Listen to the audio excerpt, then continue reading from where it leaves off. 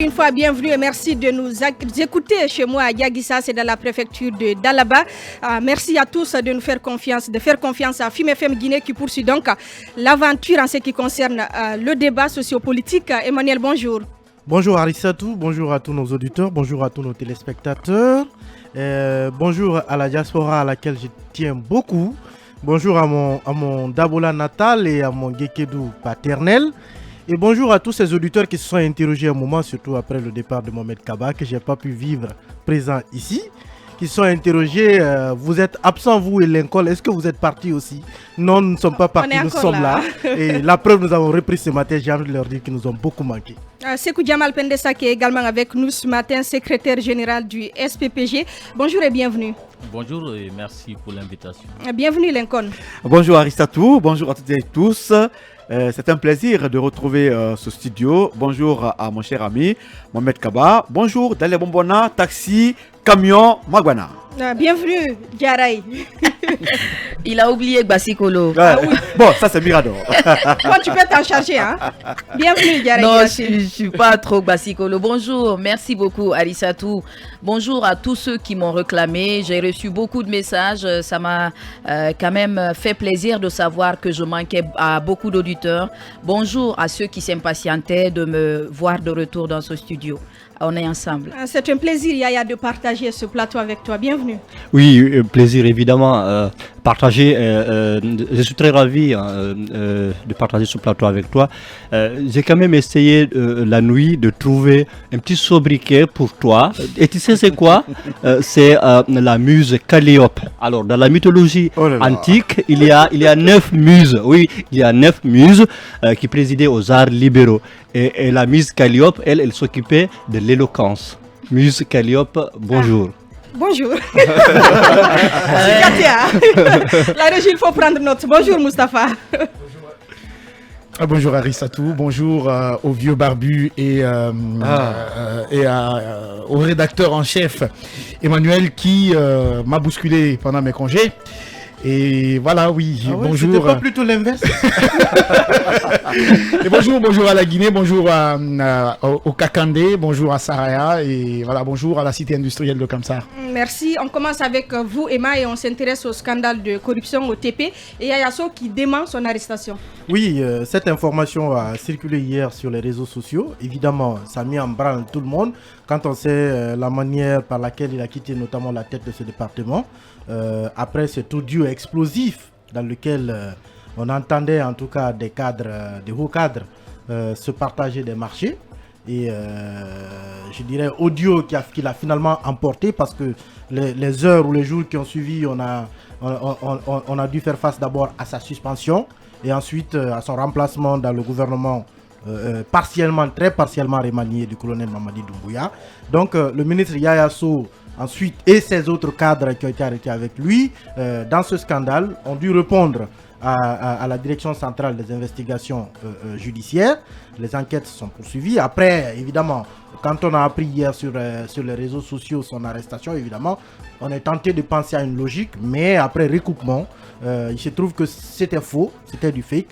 Yaya Sow, en tout cas pour l'instant, ne fait pas l'objet d'arrestation. Je dis pour l'instant, parce qu'évidemment, lui et les autres sont dans le cadre d'une procédure judiciaire qui n'a pas encore été bouclée de toute façon.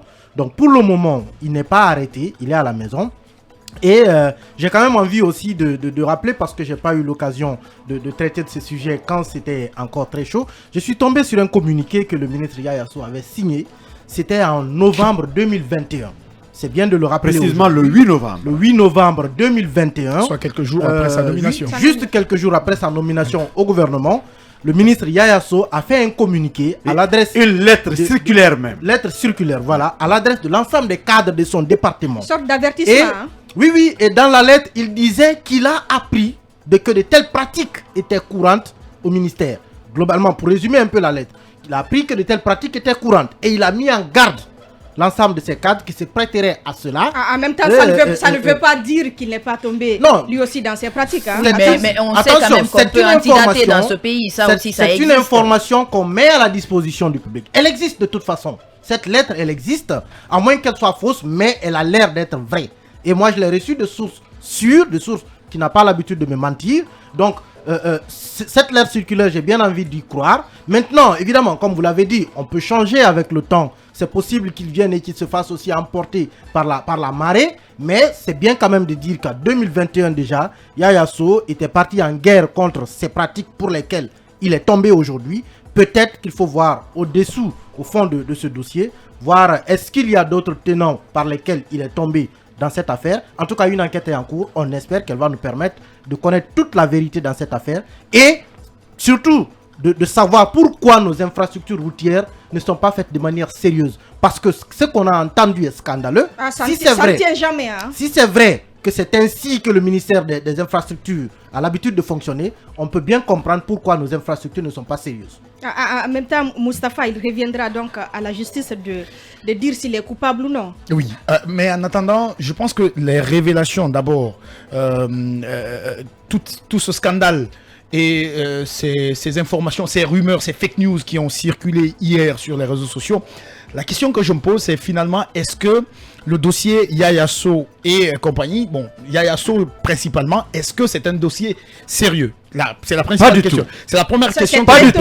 Et derrière cette, non, et derrière cette, pas du tout. Le dossier est sérieux peut-être concernant la personne. Non, mais le dossier est suffisamment sérieux. La personne de Yaya Sow. Le dossier, il est sérieux, oui, mais je parle du cas Yaya Sow. Yaya Sow en lui, en tant que personne, est-ce que le citer dans cette affaire, est-ce que cela fait de ces accusations des accusations sérieuses vis-à-vis de lui? Première question. Et les révélations d'Emmanuel par rapport à cette lettre circulaire nous fait penser qu'aujourd'hui que Yaya Sow était bien conscient du problème qu'il a trouvé au TP, parce qu'à l'époque c'était les travaux publics. Il était bien conscient du problème qu'il a trouvé sur les lieux. Il est allé en guerre, ou peut-être que pour des intérêts d'X ou d'Y.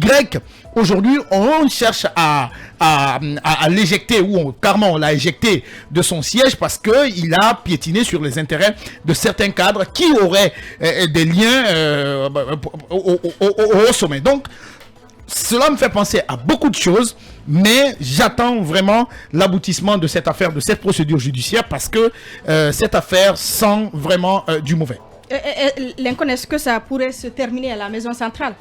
Non, je pense pas. Vous savez, tout à l'heure, quand Vicky a parlé, j'avais dit que c'est pas du tout sérieux. Mais avec l'évolution, on se rend compte que cette affaire a été quand même traitée avec beaucoup d'amateurisme et de précipitation.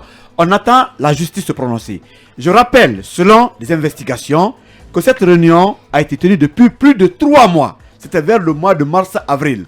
Pourquoi c'est maintenant que l'audio a fuité? Et aujourd'hui, l'auteur de l'enregistrement serait aujourd'hui inculpé. Selon mes informations, il s'agit bien sûr du directeur général adjoint du fonds d'entretien routier, un certain Ibrahima Soudi Kamara, qui aurait enregistré en tout cas cette réunion. Et j'apprends même que ce n'était pas une réunion sérieuse. C'est comme si les copains se retrouvent dans un bureau en train de boire, qui parlent de leur copain, et le sujet est tombé. Alors par rapport à Yaya Sow, moi je me suis beaucoup intéressé. Il paraît au moment où cette affaire peut-être prenait du sérieux, le département des infrastructures et transports se battait pour sortir. C'est le marché de curage de caniveaux. C'est pas la construction des routes. C'est le curage des caniveaux que les TP assuraient. Et il s'agit d'un montant de 150 millions de francs guinéens. Moi, j'ai appris que le secrétaire général, M. Patrice Toupou, qui a été aussi limogé et qui est, je crois, actuellement malade, se battait pour que ce marché soit donné au gouvernorat. Il aurait même un jour appelé le ministre Mori Kondé pour dire: ah, monsieur le ministre, le curage des caniveaux, c'est un petit boulot pour le département. Est-ce que vous pouvez prendre? Il paraît que Mori Kondé a dit que pour le moment, ce n'est pas des attributions de son département. Il faut peut-être changer la loi. Alors, j'apprends que Yaya Sow, par rapport aux 25 lots dont on lui attribue, il voudrait que les 25 lots soient donnés au gouvernorat pour curer les caniveaux. Mais ce qu'on ne comprend pas, pourquoi l'enregistrement a été effectué? Alors j'apprends que M. Kamara, qui est aujourd'hui inculpé, en voulait à son directeur général, c'est-à-dire du fonds d'entretien routier. Non, je dis selon ce que j'ai appris, qui ne l'associerait pas à beaucoup de marchés. Et pareil aujourd'hui au département, quand vous venez, c'est un monsieur qui est isolé. Mais c'est ce que j'ai appris. On a l'impression d'écouter l'avocat de Yaya Sow. Non, je parle pas de Yaya Sow. Je parle de Yaya Sow, je parle de Toupou, mais je parle aussi de l'action du DGA qui aurait enregistré, puisque le peuple doit savoir ce qui s'est passé. Aujourd'hui, est-ce qu'il faut poursuivre ceux qui enregistrent leur procès à leur insu. Pourquoi il a enregistré? Est-ce qu'il est inculpé? C'est la question qu'il faut se poser. En tout cas, il est aujourd'hui inculpé parce que on commence à trouver des arguments. De toute façon, on a besoin que la justice fasse son travail pour que ce dossier, quand même, soit très clair pour le peuple de Guinée. On ne discute pas Yaya Sow, on ne discute pas Topou, tous ceux qui sont associés, on veut quand même une bonne justice. Et il faut quand même qu'il y ait des lois dans ce pays pour sanctionner ceux qui enregistrent, en tout cas leurs collègues, à leur insu. C'est pas la première fois. Donc c'est un peu cela. C'est déplorable. Et pour terminer, malheureusement, il faut aussi s'y aller. Il y a nos confrères journalistes qui ont mis du feu sur l'huile par rapport à ce dossier. Arrêtez avec les accusations. Non, on n'accuse pas. Non, j'accuse pas. Je vais vous dire, il y a des journalistes qui ont pris cet audio, qui sont allés rencontrer des responsables du TP pour faire le chantage, qui ont demandé de l'argent. Demandez-vous comment ça a été fuité, comment ça a fuité. C'est aussi des questions à poser. Ce que je dis est vérifié, c'est la réalité. Qu'on arrête de faire le chantage. Ils doivent être aussi poursuivis, ces journalistes qui ont fait ce chantage. L'inconnant, toujours égal à lui, mais allez-y, tu arrêtes. On est tous d'accord que l'enregistrement qui a été fait, en tout cas, je pense que c'est un enregistrement qui contribue à quand même lutter contre la corruption, contre tout ce qui se passe dans notre pays. Et vous, et moi, et tous ceux qui nous écoutent, on a notre responsabilité à jouer dans la lutte contre la corruption. Nous savons quand même que c'est un grand chantier que le CNRD a mis en place et nous devons de contribuer à cela. Ça, le système d'arrosage par rapport au projet dans les administrations publiques, c'est un secret de polichinelle. On sait que ça existe. On sait que ça existe. S'il y a des pièces à conviction qui incriminent qui que ce soit, je pense qu'il revient à la justice d'en tirer des conclusions, de faire des enquêtes sérieuses pour justement savoir qui est à la base de quoi, qui a fait quoi.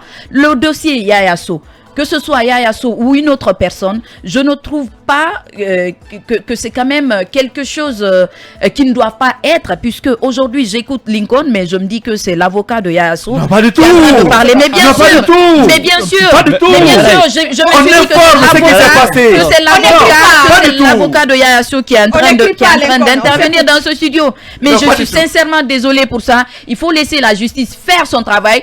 En ce sens, nous n'avons qu'à demander de garantir la présomption d'innocence pour tous ceux qui sont impliqués là-dedans. Parce que dans ce pays, quand on parle de quelqu'un qui est impliqué dans un dossier, on pense en amont qu'il est déjà coupable de quelque chose. Il faut laisser la justice trancher. Et voilà, c'est au niveau de la cliente qu'on va voir ce que ça va donner. C'est que Yaya Sow n'était pas à la réunion, sa voix dans l'enregistrement n'est pas sortie. Ça veut vous dire qu'il y a des petits bobos. Il y a des gens sanctionnés qui n'étaient même pas à la réunion et qui n'ont pas parlé. On veut qu'il y ait de la lumière autour de ce dossier, mais il faut aussi arrêter de faire le chantage dans ce pays. C'est très important. Yaraï, personne n'est à l'abri désormais. Alors aujourd'hui en Guinée, même le président a peur de parler à son cabinet parce qu'on peut l'enregistrer. C'est ça aussi la réalité. Oui, mais si ce que le président dit n'est pas logique, si ce qu'il dit n'est pas logique, bien évidemment, il aura quand même peur de ce qu'il va dire. Quelques secondes, on va avancer. Je pense que c'est dans l'intérêt même des autorités de la transition de faire aboutir, de contribuer à ce que cette procédure judiciaire-là aboutisse. Parce que cet audio qu'on attribue aujourd'hui ou ces marchés qu'on attribue à Yaya Sow, c'est fait sous l'égide du CNRD. C'est le CNRD qui a nommé Yaya Sow, c'est le CNRD qui l'a dégommé. Je pense que c'est de la responsabilité de Mamadi Doumbouya et de tout le CNRD et du gouvernement de faire en sorte que cette procédure aboutisse. Et cela pourrait aussi aller dans leur intérêt en disant que la CRIEF n'est pas là juste pour les anciens dignitaires. Allez-y, Yaya. Alors, la première chose que je voudrais relever, c'est quand même la légèreté avec laquelle ces derniers temps nous voyons des informations sur la toile. Dans certains sites, on ne vérifie pas avant de publier. Récemment, on a parlé de la confiscation du passeport de Ali Touré, de la CRIEF. Justement, on va en parler. Mais il y a tout ça aujourd'hui. Je pense qu'il faut en tout cas en finir avec cette légèreté-là. Il faut que les confrères fassent beaucoup plus preuve de rigueur rigueur et de professionnalisme parce que on ne peut pas se lever comme ça tous les matins, écrire sur des gens, parler sur des gens, salir leur réputation. C'est difficile d'avoir le contrôle sur la toile. Oui, mais quand même, il y a des sites sérieux qu'on peut identifier et qui sont identifiables. Donc, c'est à ces gens-là que je m'adresse. Je ne parle pas des réseaux sociaux. Là-bas, c'est une sorte de no man's land où il y a une certaine liberté, chacun peut aller de son de son commentaire. Mais je pense que ailleurs, d'ailleurs, on parle à Arissatou du journalisme avec de cette vérification-là pour, en tout cas, lutter contre ces fake news-là qui prolifèrent un peu partout. On a développé le fact-checking. Exactement. Merci de m'avoir passé le mot. Mais aujourd'hui, je pense qu'il faut également voir, questionner la manière par laquelle on lance des alertes dans notre pays. Est-ce qu'il faut enregistrer les gens pour lancer des alertes? Moi, je pense qu'il y a d'autres procédés plus légaux, plus normaux par lesquels on peut passer pour passer des alertes par rapport à des détournements ou à des violations des droits des humains dans notre pays. Pendez ça pour clore sur ce sujet. Pour clore, je pense que, comme beaucoup l'ont dit, la présomption d'innocence est là, il faut la respecter. Cependant, nous avons quand même des éléments à relever concernant Yaya Sow. Je viens de lire cette lettre à travers votre radio puisque je n'avais pas connaissance de cette note circulaire qu'il a adressée en novembre, je crois, 2021 à ses cadres. Mais ça ne plaide pas totalement en sa faveur. Ce n'est pas parce que vous avez alerté, on ne peut pas, moi, me dire qu'il avait enclenché une guerre contre ceux-là qui se livrent à ces pratiques. Il faut laisser la justice faire son travail. Parce que le fait de faire publier une lettre, vous n'avez pas poursuivi, vous n'avez pas limogé quelqu'un, rien n'est fait, ça ne suffit pas. Les cadres ont été suspendus, hein? Non, les cadres ont été suspendus, mais d'autres ont été recommandés pour être remis à leur place. C'est le deuxième point de mon intervention. Voilà. Quand il a été suspendu ici, il a attendu qu'il soit suspendu pour faire fuiter l'information selon laquelle qu'il aurait suspendu Sayolandé, et puis le Premier ministre a mis pression sur lui pour lever la suspension. C'est pas, à mon avis, pas suffisamment responsable. Vous êtes convaincu de la légalité de votre acte. Vous avez limogé parce qu'il a commis une faute. Le Premier ministre, moi, à la place de Yaya Sow, ne peut pas me convaincre à revenir sur cette décision. Il aurait démissionné, vous comprenez? Ça, c'est un fait. Autre fait, quand il a été suspendu, il a communiqué sur Guinée News pour dire que, d'abord, comment dirais-je, la décision du Premier ministre est illégale parce que lui, il a été nommé par décret. Ce n'est pas au Premier ministre de le suspendre. Mais pourtant, il n'a pas démissionné. Il s'est accroché à son poste. Moi, quelqu'un qui s'accroche à son poste au prix de son honneur, on vous dit que vous êtes coupable de tel ou tel. Au lieu de démissionner pour faire face à la justice, venir convaincre la justice, il s'accroche à son poste, il n'a pas démissionné, il a attendu qu'il soit limogé de façon humiliante, et puis on nous sort tous les éléments aujourd'hui. Ça n'a pas de sens, il n'a qu'à aller convaincre la justice. Je ne suis pas en train de dire qu'il doit aller en prison, mais aller s'expliquer devant la justice et tous les autres cadres. Il faut attendre donc pour y voir plus clair. Le supplément se poursuit.